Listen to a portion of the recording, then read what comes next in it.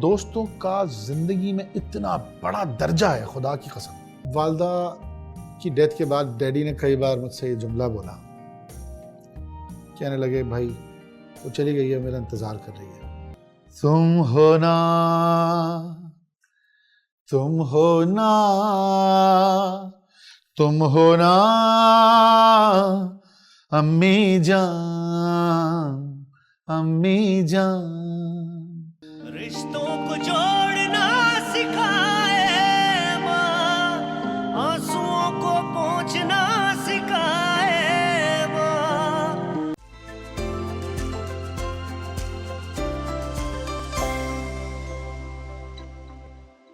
अब आपकी बीवी है, वो भी एक माँ है, तो उनकी तरबियत, उसको एज ए माँ कैसे देखते हैं?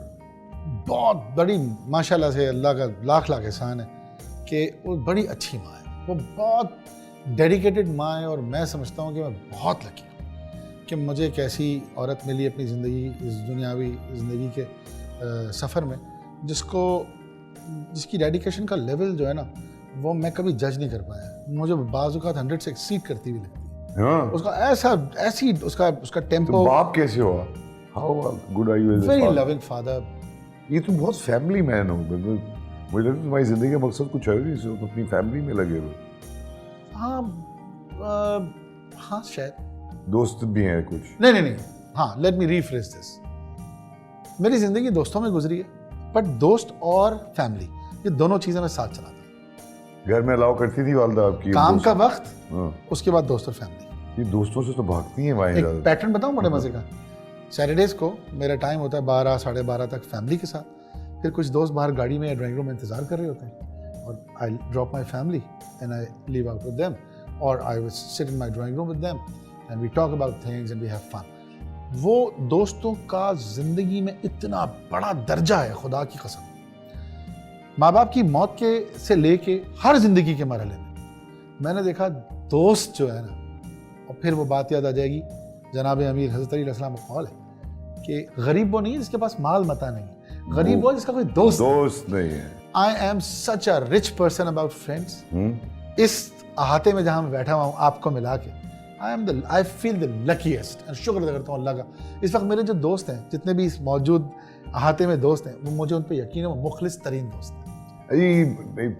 बहुत होता है कि बहुत अरसे शादीशुदा रहने के बाद एक मोहब्बत का एक समंदर बहने लग जाता है, और फिर आखिर में, क्योंकि आपकी वालदा और वालिद का बहुत करीब उनकी डेथ हुई। जी हाँ। तो आप समझते हैं कि वालदा के जाने की वजह से ही, क्योंकि बहुत करीब थे एक दूसरे से? वालदा की डेथ के बाद डैडी ने कई बार मुझसे ये जुमला बोला, कहने लगे भाई वो चली गई है, मेरा इंतजार कर रही है। इस तरह की तो बहुत मोहब्बत। तो क्या उसके बाद क्या तब्दीली आई वालिद के बिहेवियर में, अम्मी के जाने के बाद? बड़ा डिफरेंट सवाल किया आपने। डैडी ऑल माई लाइफ मैंने एक्सपीरियंस किया डैडी को कि वो डैडी जो हैं वो बड़े टिपिकल एक आर्मी वाले आदमी, सो जाओ उठो टाइम पे, ये करो वो करो, काम जो मतलब जिस तरह बाप का एक होता है। मगर आर्मी के बाप का अलग ही होता है भाई। शुक्र है मेरे वाले सिविलियन थे। नहीं, आर्मी वाले वो सिविलियन फौजी थे, ऑर्डिनेंस में थे। तो ऑर्डिनेंस में हो या इधर हो, सिविलियन भाईजान, और ये 9 to 5 जॉब, सुबह 7 बजे उठना, चीज़ें करना, ये वो दौर भी और था। दौर भी और था। अच्छा, मैं आपको बता रहा था कि डैडी की अम्मी के बाद डैडी अपनी अम्मी को बहुत याद करते थे, और उनकी अम्मी के बाद जो उनकी लाइफ में उनका पैटर्न था ना याद करने का, शायद मैंने वो भी अडॉप्ट किया है। मगर डैडी के अंदर एक अजीब चेंज देखी मैंने। जब अम्मी की डेथ हुई मेरी माँ की, तो डैडी टोटली चेंज हो गए। वो मेरी माँ भी बन गए, वो मेरे बाप भी बन गए। शायद इसलिए मैं डैडी को बहुत मिस करता हूँ। कि कितने अरसे जिंदा रहे वहाँ की जाने? 2.5 साल, 3 साल, 2 साल। बट कमजोर होते गए, बीमार होते गए, क्या हुआ? 97 में अम्मी की डेथ हुई है। अदीम काज़मी, हम सब आईसीयू के बाहर थे, और 2001 में अम्मी डैडी की डेथ हुई। बहुत कम। और इस पूरे अरसे जो है वो मुझे ये याद है कि वो कभी अपने माँ बाप को याद करते थे और कभी मेरी माँ को। बाप का चले जाना एक ऐसा लगता है जैसे कि आपको, कि अब हमारा जो सहारा था, जिसकी वजह से चलते थे, तो आप क्या उस वक्त तक प्रैक्टिकल हो चुके थे लाइफ में? जी हाँ, हो चुका था प्रैक्टिकल लाइफ में। पैसे से कमाने लग गए थे उससे? पैसे कमाने लगे, पैसे तो मैं बहुत कम उम्र से कमाने लग गया। अच्छा, शुरू से ही पैसे के पीछे हो शुरू से या पैसा तुम्हारे पीछे है? जिस प्रोफेशन में हूँ उसके अंदर मुझे ऐसा लगता है कि बहुत कम उम्र से इंसान प्रोफेशन में आ जाता है। As a keyboardist I started my career और उनके गाने बनाता था सबके, सजाद अली, वो अपना सबके इंडस्ट्री में बनाए। नुसरत फ़तेह अली खान साहब के साथ कीबोर्ड बजाया, जुनून का कीबोर्डिस्ट था। तो इन सारी मसरूफियात के अंदर ये तो बहुत हाई लेवल की आपको विजिबिलिटी मिली, ये मिला, अल्हम्दुलिल्लाह। ये आपकी वालदा की जिंदगी में ही मिल गया? जी जी, मेरे वालदा की। हाँ, तो वो प्राउड थी आपसे क्या? कैसी, मतलब कैसा फील करती थी वो जब बेटा म्यूजिशियन इन बड़े बड़े लोगों के खुद बड़ा नाम?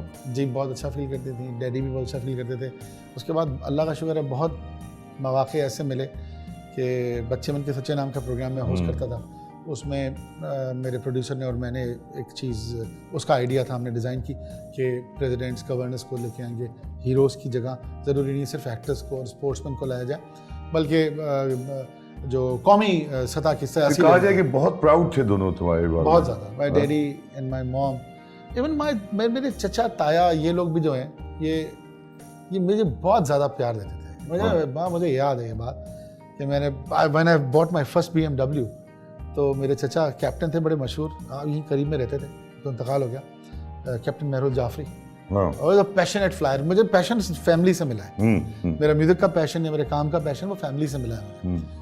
वो आज तक उनके कमरे में जितने जहाज उन्होंने फ्लाई किए हैं, उनके मॉडल्स जो हैं वो लटके हैं। मैंने सुना आपने जब आपकी वालदा की, मैं बात खत्म कर लूं, when I bought my first BMW, he came outside to see it. हालांकि हर इंसान, वो इतने बड़े कैप्टन थे, उनकी दुनिया में इतने वो हैं, लोग अपने अपने खोलों में रहते हैं।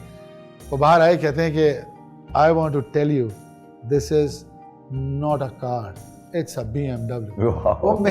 मुझे उन्होंने इतना, मतलब ये बताने का मकसद, उन्होंने मुझे इतना शाबाश दी कि देखो बच्चा तू करके किसी लेवल पे आ रहा है, तो ये ऐसे बड़े जो होते हैं ना, ऐसा बड़ा होना चाहिए। मैं ऐसा बड़ा होना चाहता हूँ।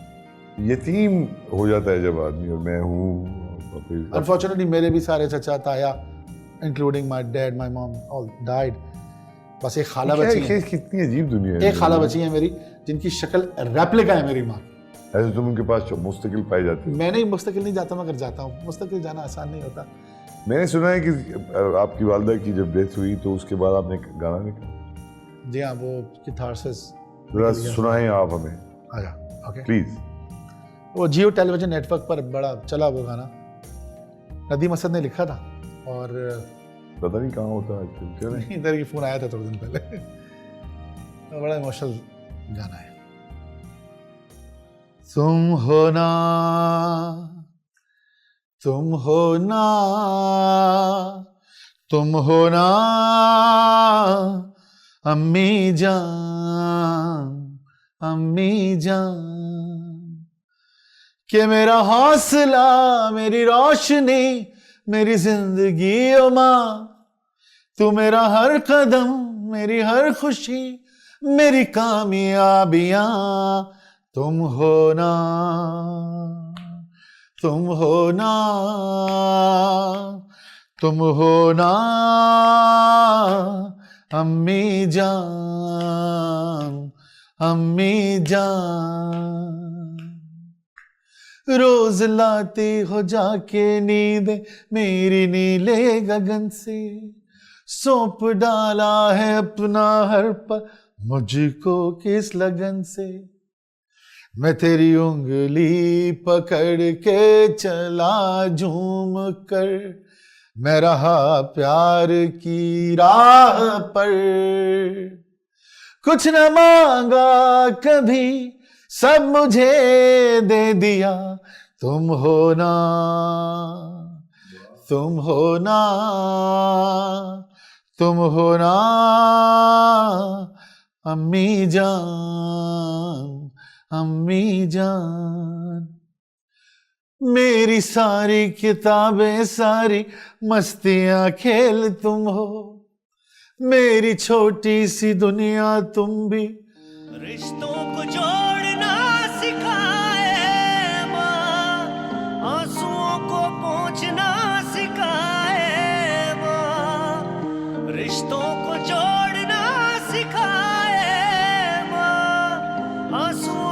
पहुंचना सिखाए माँ, उसकी दुआओं में फजीलत है बड़ी। मेरी सारी किताबें सारी मस्तियां खेल तुम हो, मेरी छोट आई नो। इसके बाद ये- अल्फाज जो है ना, याद आ गया ना सब कुछ। कई दफा यू नो इसके बाद अल्फाज बहुत बुरे हैं। हाँ मुश्किल है ना। बोल दे कट कर दें। नहीं कट नहीं करना, बोलता जाना, कोई बात नहीं, हम कट लेंगे बेटे, उसको फिर न कर, लेकिन पूरा कर इसको किसी भी तरह से ना। हाँ मुश्किल वाला भी क्या है, हम भी तो देखे ना।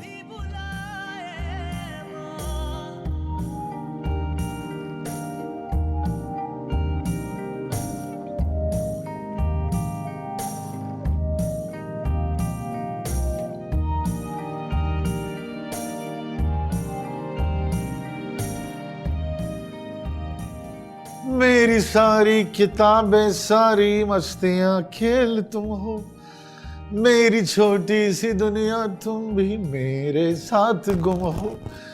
मिचलू आंखें जब भी तुम आओ नजर, मैं तुम्हारा हूं पहुंचूं जिधर, कुछ ना चाहा कभी सब मुझे दे दिया, वाह तुम हो ना